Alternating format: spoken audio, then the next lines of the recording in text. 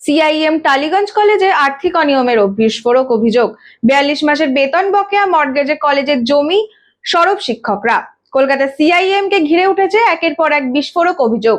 শিক্ষকদের একাংশের দাবি, প্রতিষ্ঠানের প্রধান গৌতম বন্দ্যোপাধ্যায়ের বিরুদ্ধে দীর্ঘদিন ধরে আর্থিক অনিয়মের অভিযোগ রয়েছে। পাশাপাশি কলেজের শিক্ষক ও অশিক্ষক কর্মীদের প্রায় 42 মাসের বেতন বকেয়া। শিক্ষকদের অভিযোগ, ছাত্রদের কাছ থেকে নিয়মিত ফি আদায় হয়েছে, সরকারি অনুদানও এসেছে। এমনকি একটি প্রযুক্তিগত ছাত্র কর্মসূচির জন্য 10 কোটি বিদেশি টাকার তহবিলও পাওয়া গিয়েছিল বলে দাবি। এছাড়া অভিযোগ, কলেজের ইউনিভার্সিটিতে সাথে থাকা অ্যাফিলিয়েশন বাতিল হয়েছে। শিক্ষকদের দাবি, ইউনিভার্সিটির পক্ষ থেকে জানানো হয়েছে গৌতম বন্দ্যোপাধ্যায়কে দায়িত্ব থেকে সরানো হলে পুনরায় অ্যাফিলিয়েশন দেওয়ার বিষয়টি বিবেচনা করা হতে পারে। রেজিস্ট্রার অফ সোসাইটির এগেনস্টে করেছি। কেন না, রেজিস্ট্রার অফ সোসাইটি এই আমাদের যে সিআইএম সোসাইটি তার রেজিস্ট্রেশন দিয়েছে। তো রেজিস্ট্রেশন যখন দিয়েছে, দেখার দায়িত্ব তাদের। তারা তো কিছু দেখেইনি, কোনো কাগজপত্র জবাবদিহি কিচ্ছু না। সেই জন্য আমরা রেজিস্ট্রার অফ সোসাইটির এগেনস্টে কেস করেছি। সেই কেসের রায় বেরিয়ে গেছে। সেই রায়ে বলা হয়েছে আমরা যেটা চাইছি, আমাদের সাথে হিয়ারিং করে রেজিস্ট্রার অফ সোসাইটি যেন ব্যবস্থা নেয়। এই মুহূর্তে রেজিস্ট্রার অফ সোসাইটি রেজিস্ট্রার হলেন অনুপম ব্যানার্জি। গৌতম ব্যানার্জি বলতে পারেন, হ্যাঁ, চড়ে চড়ে মাসুদ ভাই বলতে বাধ্য হচ্ছে ম্যাডাম। তো এই অনুপম ব্যানার্জি কাগজগুলো নিয়ে জাস্ট বসে আছে, মানে কলেজটাকে ধ্বংসের দিকে ঠেলে দেওয়ার জন্য উনিও দায়ী। উনি সরকারি আধিকারিক ম্যাডাম।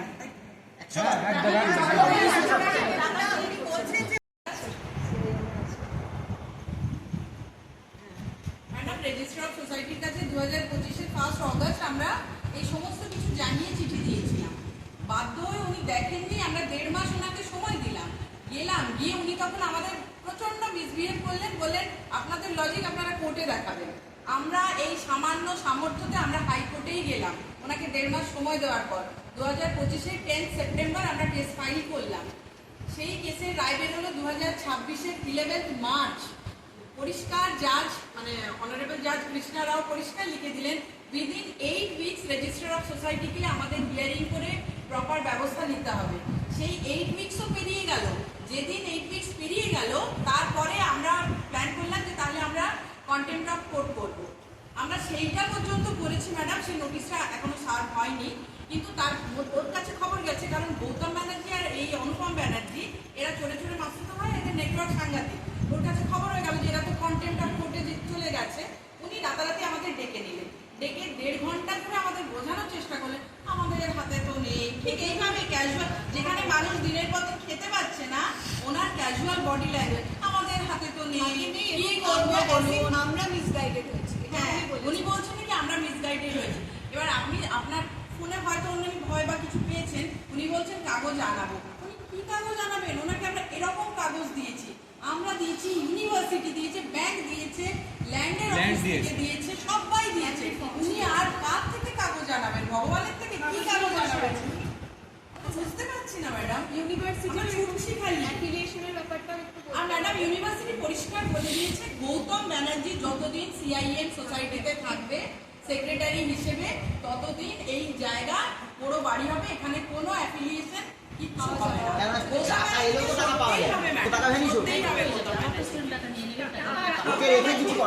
আপনার কাছে জমা দেওয়া হয়েছে, অন্যকে দেখবেন পুরো ডিটেল লেখা আছে। ইউনিভার্সিটি লাস্ট 2 থেকে 3 বছর কতবার ভিজিট করেছে, কতবার আমাদের সঙ্গে কথা বলেছে, আমরা কিছু পাই না সেটা দেখে গেছে। ইউনিভার্সিটি টিম এসে ইনফ্রাস্ট্রাকচার দেখে গেছে, কর্পোরেশন তালা মেরে গেছে সেটা দেখে গেছে। পরের পর চিঠি পাঠিয়েছে, কোনো সন্তোষজনক উত্তর পায়নি। বাধ্য হয়ে ফার্স্ট ইয়ারে অ্যাপ্লিকেশন তুলেছে, সেকেন্ড ইয়ারে এআইসিটির কাছে পারমিশন নিয়ে স্টুডেন্টরা ম্যানেজি না করলে হবে। কর্পোরেশনের ট্যাক্স না জমা দেওয়ার জন্য একটি ল্যাব বন্ধ করে দেওয়া হয়েছে। এছাড়া অভিযোগ যে জমিতে সিআইএম অবস্থিত, সেই জমি ব্যাংকে মর্টগেজ রাখা হয়েছে। শিক্ষকদের আরো দাবি, গৌতম ব্যানার্জি যে রাজনৈতিক প্রতিষ্ঠানের সাথে যুক্ত, অর্থাৎ সিপিআইএম এর সাথে আর্থিক লেনদেন আলিমুদ্দিন স্ট্রিটে করা হতো কলেজের টাকা দিয়ে, এবং সন্ধ্যা 6টার পর কলেজের মধ্যে রাজনৈতিক কার্যকলাপ করা হতো। টাকা উদ্ধার করা সেটা একটা প্রসিডিউর, সেটা একটা লং প্রসিডিউর, মানে এরপরে এইভাবে যাই হোক অ্যাজ পার ল। আর আরেকটা হচ্ছে যে আমাদের কলেজটা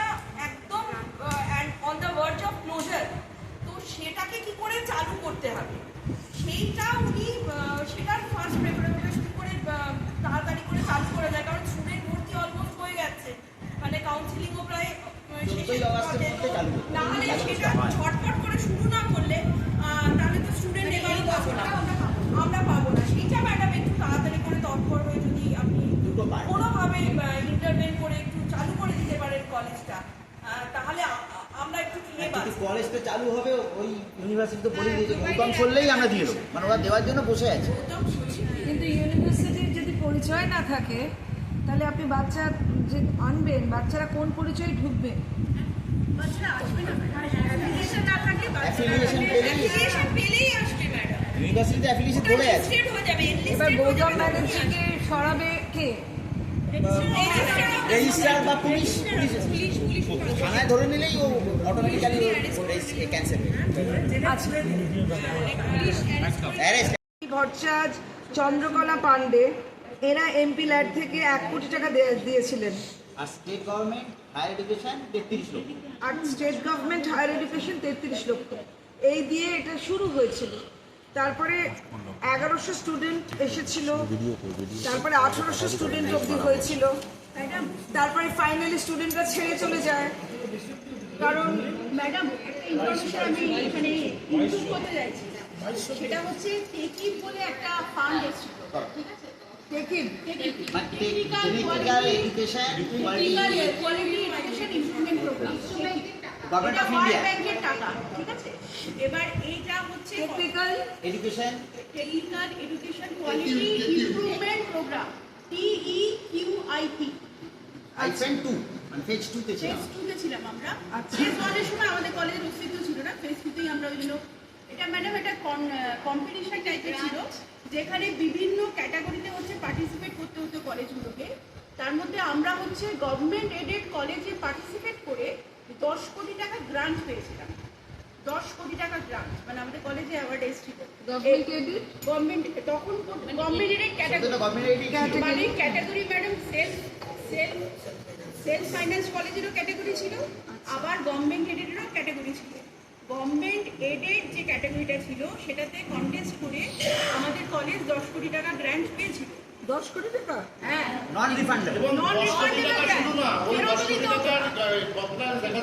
আবার ফান্ডটা পাওয়া যেত টাকা। তাহলে বিল্ডিং হবে। এবার ওই টাকাটা ম্যাডাম একটাই কন্ডিশন ছিল ওয়ার্ল্ড ব্যাংকের, এই টাকাটা হচ্ছে কিভাবে খরচা? টেকনিক্যাল কোয়ালিটি ইমপ্রুভমেন্টের জন্যই লাগাতে হবে। মানে এটা দিয়ে বিল্ডিংও বানানো যাবে না, এটা দিয়ে ল্যাব হবে, infrastructure ল্যাব করানো যাবে। RCCI আর করেছে। হচ্ছে ফ্যাকাল্টিদের হচ্ছে বাইরে উচ্চশিক্ষার জন্য পাঠানো যাবে, স্টুডেন্টদের প্রজেক্ট করা যাবে, ট্রেনিং করা যাবে, এগুলো করা যাবে। মানে Actually audit হবে, government থেকে এবারে audit হবে, এবং ওটা পছন্দ তার না। পুঙ্খানুপুঙ্খ অডিট রিপোর্ট তাদের জমা দিতে হবে, তবেই ওই টাকাটা থাকবে, নাহলে চলে যাবে। এই ঘটনাটা যেদিন ঘটলো সেদিনকে রাত অবধি এখানে আমাদের ওই পিছন থেকে একটা ওয়ার্কশপের বিল্ডিং আছে, আপনি যদি কলেজ ঘুরতে যান দেখবেন, ওইখানে সেদিন রাত অবধি আমরা বাইরে ওয়েট করেছিলাম রেজাল্ট জানার জন্য। সেখানে ওদের কলেজের একটা ইন্টারনাল মিটিং চলছিল, টেকিপের যারা কর্তা ব্যক্তি ছিলেন তাদের সঙ্গে আমাদের কলেজের যারা ছিলেন মিটিং। সেই দিন রাত অবধি আমাদের কলেজ ছিল হচ্ছে গভর্নমেন্ট এডেড কলেজ, পরের দিন সকাল থেকে আমাদের কলেজ হয়ে গেল সেলফ ফাইন্যান্স কলেজ। কেন না সেলফ ফাইন্যান্স প্রাইভেট, এই যে উনি বলছেন প্রাইভেট। প্রাইভেট কেন? কারণ তখনকার যারা ম্যানেজমেন্টে ছিলেন তারা ওই টাকাটা নিতে অস্বীকার করতেন। কেন? হিসাব দেওয়া হবে না, চুরি করতে পারে, কারণ ওই টাকাটা দিয়ে কোনো লাভ হবে না।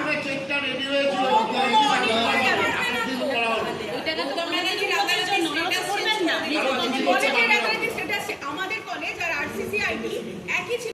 এদিকে এই সমস্ত অভিযোগের প্রতিবাদে যারা আন্দোলনে সামিল হয়েছিলেন তাদের সাসপেন্ড করা হয়েছে এবং হুমকি দেওয়া হয়েছে বলেও অভিযোগ উঠেছে। তবে উল্লেখ্য, গৌতম ব্যানার্জির পক্ষ থেকে এই অভিযোগগুলির বিষয়ে এখনো কোনো প্রতিক্রিয়া পাওয়া যায়নি।